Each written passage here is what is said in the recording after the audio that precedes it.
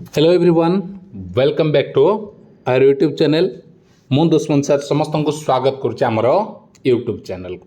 तो आज वीडियोटी बहुत इंपोर्टेंट रहिबो को मानक पई ना जो माने 10th बोर्ड रिजल्ट को वेट करिसंती बा 10th श्रेणी बोर्ड एग्जाम देइसंती आगामी समय रे +2 रे पढ़िबा पई जाउछंती। तो से मानक पई रहिबो कारण जितेबले तुम रिजल्ट बर्तमान आसीज आउ दिन 2 दिन भितर तापर तुम +2 पे एडमिशन प्रोसेस आरंभ हो। तो एडमिशन प्रोसेस रे तुमको डॉक्यूमेंट सब दरकार हम जहाँकि तुमको समय लगे किसी डॉक्यूमेंट्स अच्छी बाहर करने तुमको समय लगे।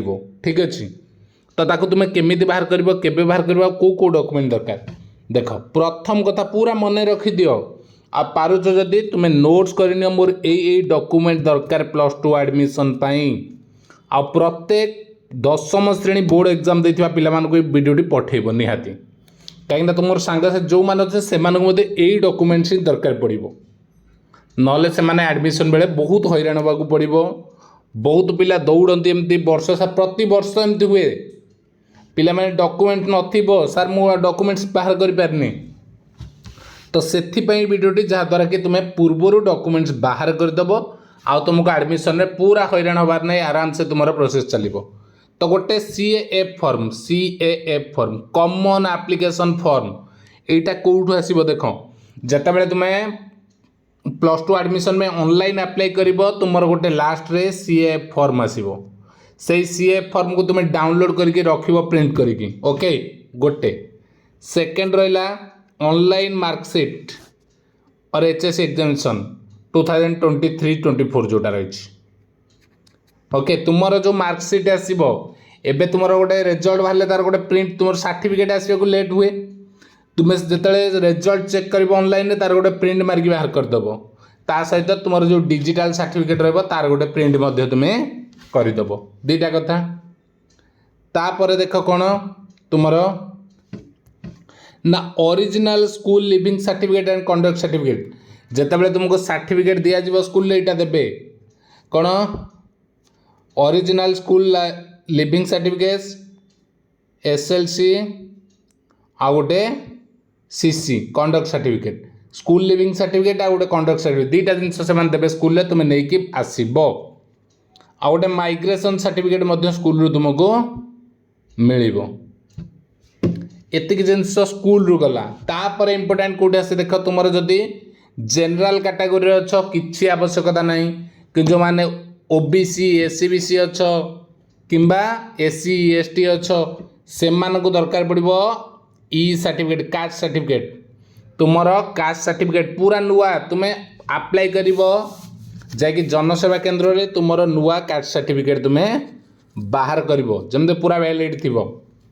लास्टेस्ट रेसिडेंट सर्टिफिकेट तुमको बाहर करने पड़ो कास्ट सर्टिफिकेट रेसिडेंट आउ इनकम सर्टिफिकेट बापांकर यहाँ बाहर कर दो कहीं तुम स्कॉलरशिप बेलू को सुविधा हम यही 3टा कौटी बाहर ना जनसेवा केंद्र रे। ठीक अच्छे ये 15 ରୁ 20 दिन समय निए यहाँ को तुम अप्लाई कर 15 मासे पूरा मासे तार एक्चुअल डेट कि 15 दिन हो जाए तो मिनिमम 15 दिन तुमको लगे। तो तुम यदि एबेठू अप्लाई कर तुमर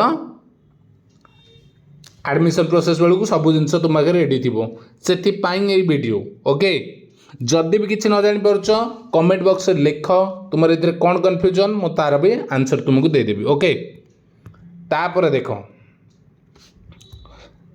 5टा passport size photo self attested नहले चलो कि तुम पछपटे सिग्नेचर न करके तुम रखी सेट करके जो मागे सिग्नेचर कर 5टा पासपोर्ट साइज कर 5टा नु 8टा उठे दियो 50 टका नौ प्राय सब जगह 8टा को 8टा फोटो को 50 टका पूरा पासपोर्ट साइज तुम रेडी हो कारण तुमको के लाइब्रेरी कार्ड हो आई कार्ड हो सब फोटो देवा पड़ो एडमिशन पर तो तुमको थी 8टा कि 16टा उठे 80 टका नौ कम अच्छे बोधे कौटे 16टा को 80 टका पाखापाखि नौ 16टा कर दियो सेटा तुम बेटर कहीं पासपोर्ट साइज फोटो तुम दरकार पड़ो ओके।